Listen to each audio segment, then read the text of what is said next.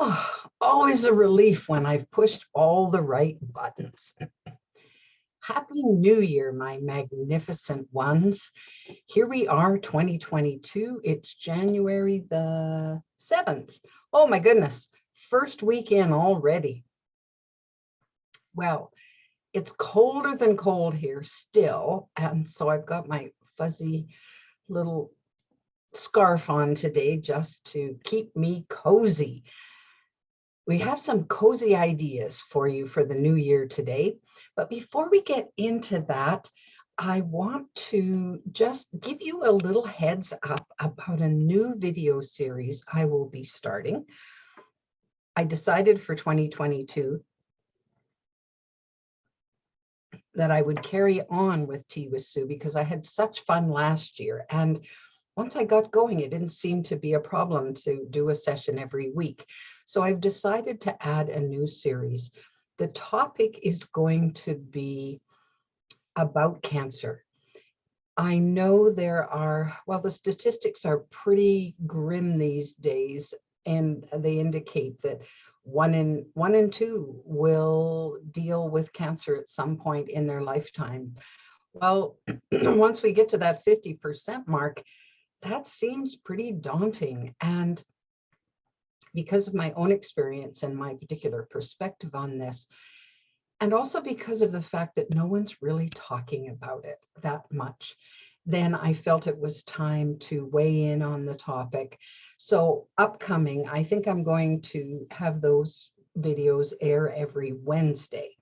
So I'll keep you posted as to the whole unfolding of that as it goes. I'm still a little bit in the planning stages to make sure that it's going to work in the way that I want it to. So that's coming up new for this year. I'm also relaunching, it's actually the second edition of my book, Magnificent Misery. That's the turquoise book you see behind you. So I'll also announce that when it's ready. I've had my editing hat on and been working away at it. So will be ready again soon. So let's dive in for today. So today I thought we would talk about us as creators, thinking about what is it that you most want to create. So usually at the beginning of a brand new year, I spend a certain amount of time not only reviewing what I did the year before and what worked, what didn't work, what would I want to work better, and so on, but also beginning to dream about what's the new year going to be all about. Now, there's two approaches to moving into the new year, and one of them is simply, well, just whatever happens, happens. However, because we're magnificent beings, we have a lot more control over what's about to happen next than we ever imagined, particularly as it relates to our own lives. And sometimes we fall into the trap of thinking that we don't have that kind of power, which is a false assumption. It's a false belief that we don't have the power to create our own lives. We're always creating, right from the second our eyes open in the morning. We're thinking about what we want and then drawing it closer. So in a nutshell, the process is our thoughts combined with our actions create, wait a minute, let me back up here. Now, our thoughts combined with our emotions create something. Now, it might be an idea, it might be a physical thing. It doesn't matter what it is. It's when we think about something and we add emotion to it, because emotion is simply energy that moves. All right, that's what emotion is.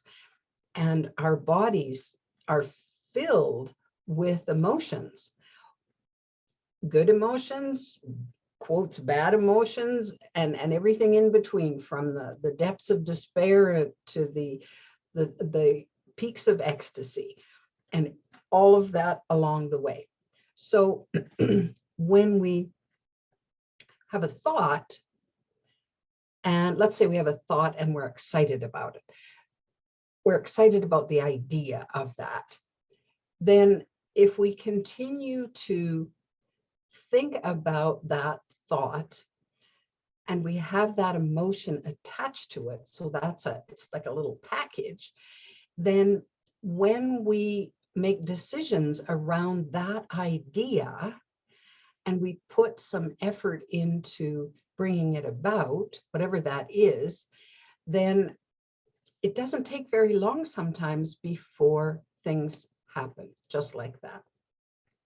I can remember many years ago when we were fairly new, my husband and I were fairly new in the consulting arena, and we just, the money and the clients weren't coming in the way we wanted. And I can remember feeling a great deal of despair about the lack of finances at that time. And I didn't know what to do. I had done everything that I knew to generate more income, and it wasn't coming. And finally, I just kind of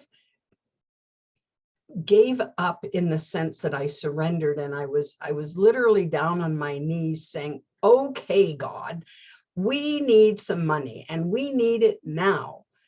And it was this plea and this desperation going up to the universe. Well, what was so odd, it was a Saturday when I said this, and typically I knew, oh, well, that there won't be anything showing up until Monday or Tuesday or sometime next week, if it's going to show up at all. And I confess, I didn't have a tremendous amount of faith that was going to work, but nothing I was doing had worked. And so I thought, okay, I'm going to turn this over. I'm going to surrender this burden and see what happens. And it was a very heartfelt, just, come on, I really need this. There was a lot of emotion around this. Well, within 2 hours, the phone rang. A client of ours wanting to order some tools that we sold to this client on a regular basis, and their stock was low and they wanted to bump up the stock. And in fact, could we deliver them that weekend and they'd have a check for us? And I'm going, whoa, that was fast. And so if you think about how things happen in your life, and let's focus for a moment on the positive things in getting what you want, getting what you desire, getting what's important to you. Did you ever not get what you really, really, really, really wanted? I know when I track back, even to when I was young and really, really wanted something, like that was my heart's desire, I got it. So I never went without anything that was really, really, really important to me. And lots of times it was without, or it was outside of my direct power of control to make it happen. So when I found out about a trip to Greece in 2014, and I found out about it in March, and I no more had the wherewithal to go to Greece than I could hardly buy a bus ticket across the province, never mind go to Greece. And yet I saw myself there. I could see myself there. And I got so excited about the idea of this. I had no clue how I was going to make that happen for September, because it was several months away, but still, I didn't know how, and I didn't have the wherewithal to do that at that time, but I was just driven to somehow I'm there. I don't know how this is going to happen, but somehow I'm there. So I made the commitment. That was the main thing. I had enough to put down a small deposit for my seat. And then I thought, well, we'll see. Well, it was so fascinating to watch how pieces fell into place and work showed up that I had not known about, hadn't anticipated, and actually didn't even go out and beat the bushes for. The phone would just ring, and there was this opportunity, and there was this opportunity, and before you knew it, before I knew it, there was the money to go, and off I went. So it's interesting that, oh, and I'll give you a third example here. At one point, when in the old struggling days of our consulting business, we needed another car. We had kind of an old beater of a car that worked okay, but it was time to upgrade. And I just planted it in my subconscious that, yeah, we really need another vehicle. We need a second vehicle, something that's going to work better and be more reliable, and then have the opportunity to each of us go in different directions if we needed to. So I just planted the seed, and then I kind of forgot about it. I mean, it was every now and again I'd think about it, and I don't know how we're going to have a new vehicle, but we do need a new vehicle.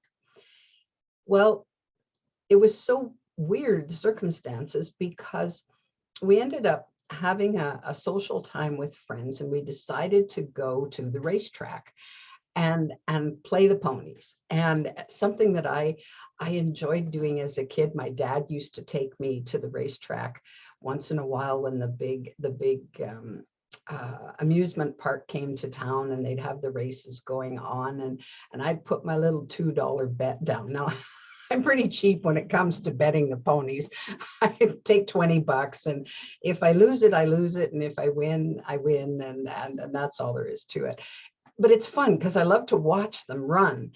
And so we were there with friends. And at the end of our time, we went down into the casino, and my husband's saying, come and fill out this entry form for this thing. And I'm looking at it, and I'm reading, and I'm going, well, what is this? It isn't even an entry form for a prize. It's an entry form for maybe you're going to get selected to be part of this group.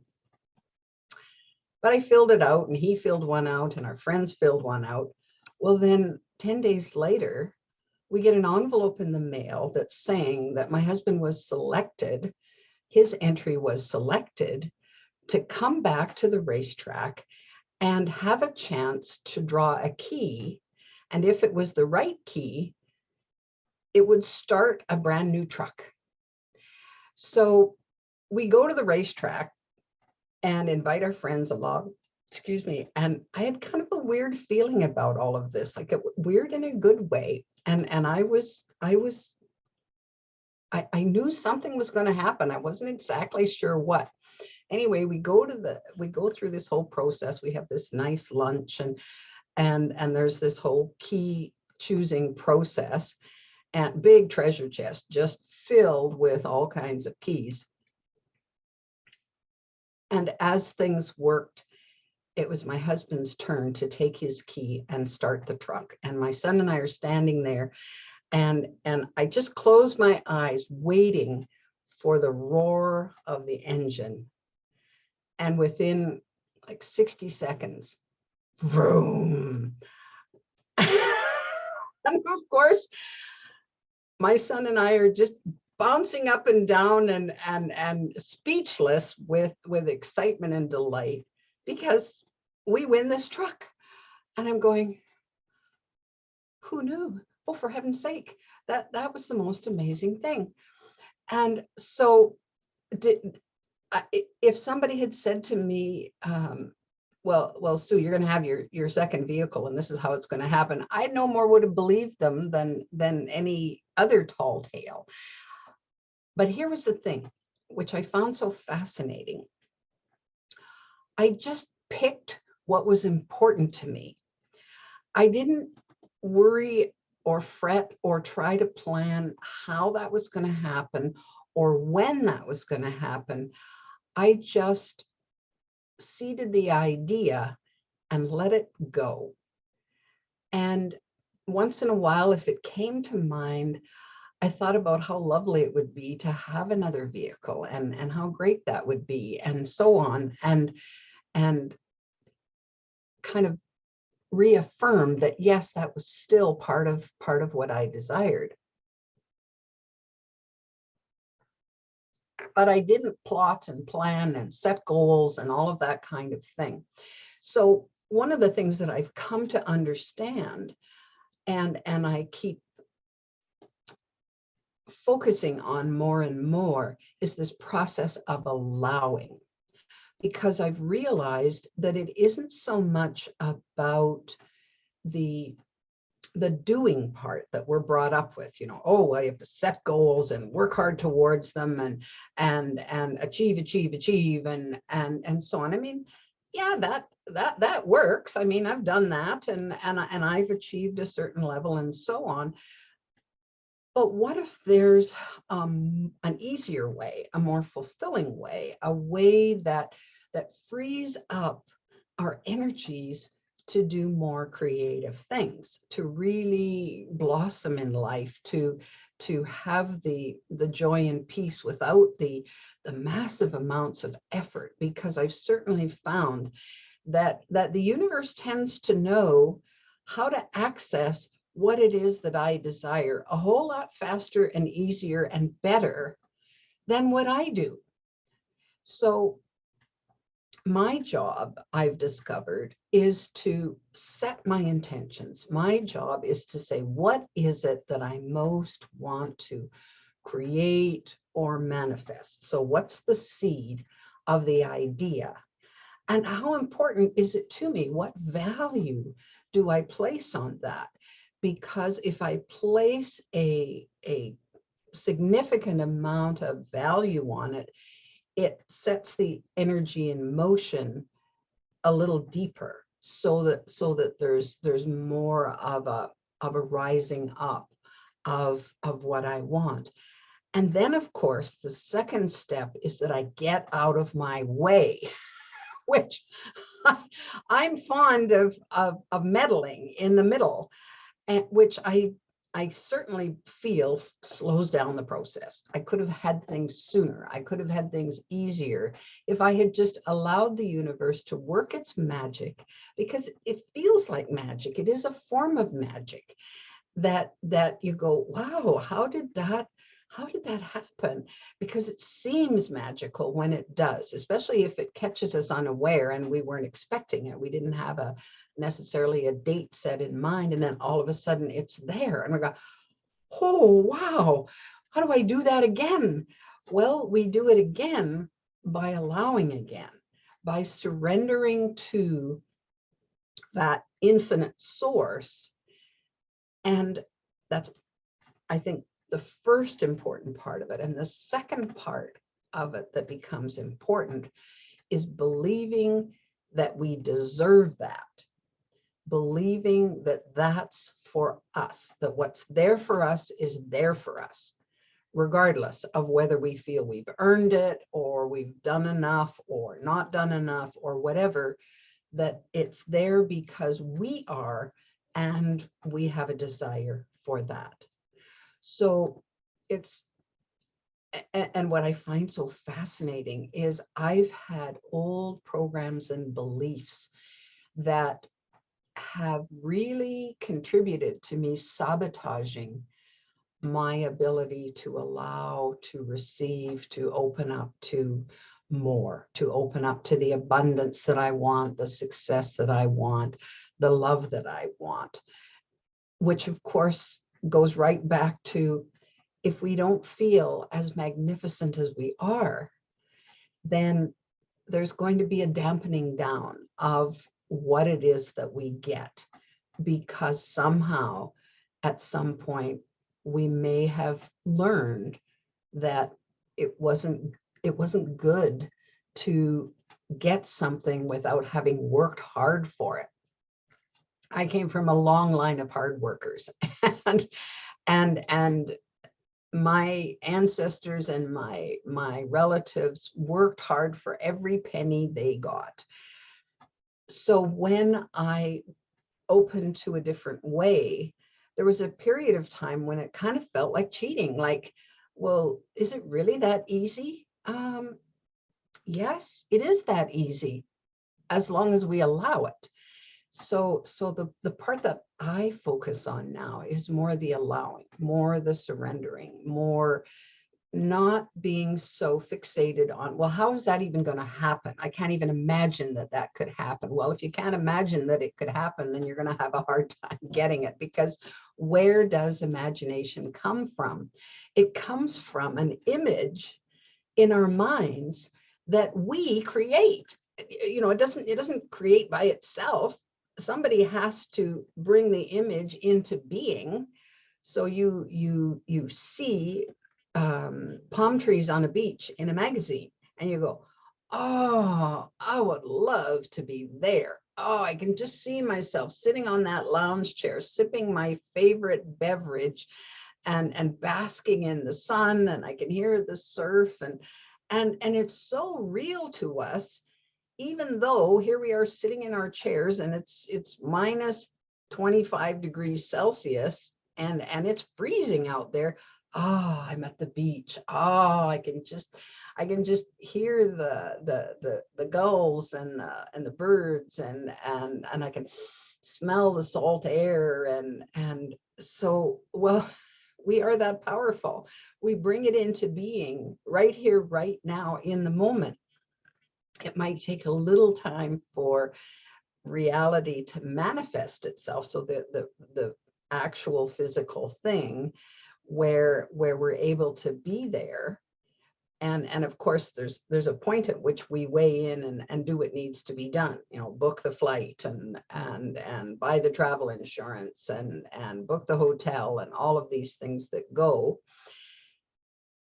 But it's having the ability to do that, to surrender and allow the time to be able to take that time off, and the resources to be able to fund that so that we can go. So, and there's so many ways of that happening, that if we're not fixated on, well, it can only happen this way. I've had that for lots of years, where I thought, well, the only way I can see is this way. But the universe can see all of this. So why not let the universe do what the universe knows best how to do, to provide you with your heart's desire? So you create it by the visual, by the image, by imagining, by dreaming it into being. And then the universe takes over, because once they see that you're committed. And how are you committed? You're committed with your emotions. You've become determined that that's what I want. And there's some energy around that. So that's how I see it working in my own life. And I've seen it work in other people's lives as well. So a mentor of mine by the name of Chris Angel, he was talking yesterday on a Zoom call about his magic bucket. And at the end of the day, he sits down and thinks about all the things he's grateful for that have happened during that day, and then decides to put something that he wants in this magic bucket, so that he can just step back and watch it manifest. And it's so funny how our minds work, because he was relating how he put this idea, this thing that he wanted, into the bucket, and then immediately his mind went to all the ways that he couldn't have that. Well, despite that, the next day the phone rings, and what he had put in the bucket pops out, and you go, whoa, that was fast. So I was delighted with his story, because I could recognize myself in the story in so many ways, so many things I've done over the years. Well, I want to do myself a favor now and make it easier, make it as easy as possible to get what it is that is my heart's desire. whether you do that through a vision board that focuses on pictures that have meaning for you, or words or phrases that have meaning for you, it doesn't really matter. It's the fact that you're turning your attention to it and you're focusing on it as an important thing. You're giving it some value in your life. Then it's way easier for the universe to say, okay, wow, this person is really committed to that. They've spent some time and energy on wanting to bring that about having a desire. You know as well as I do that it certainly works the other way. When we focus on fear-based thoughts over and over and over and over again, lots of times those fears manifest, or things that we don't want manifest. You know, we focus on, oh, I'm so worried about my bills, my bills, my bills, my bills. And what do we get? Lots of times we get more bills, you know, our car breaks down, or something else happens to suck up our resources, and we're going, oh no, what? And so, well, if it works that way, which I have certainly found it does in my life, you can flip that around. You can flip that around.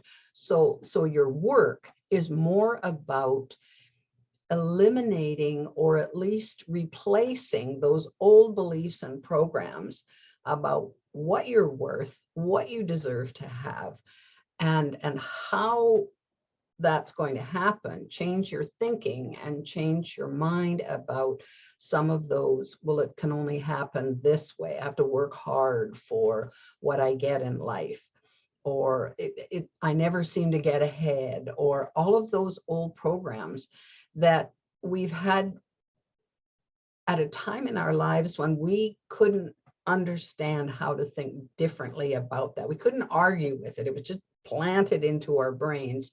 Well, now it's time to pull some of that out and take a look at it and say, is that really true? And in most cases, I think you'll find, no, that's not true. Maybe it was true for somebody else.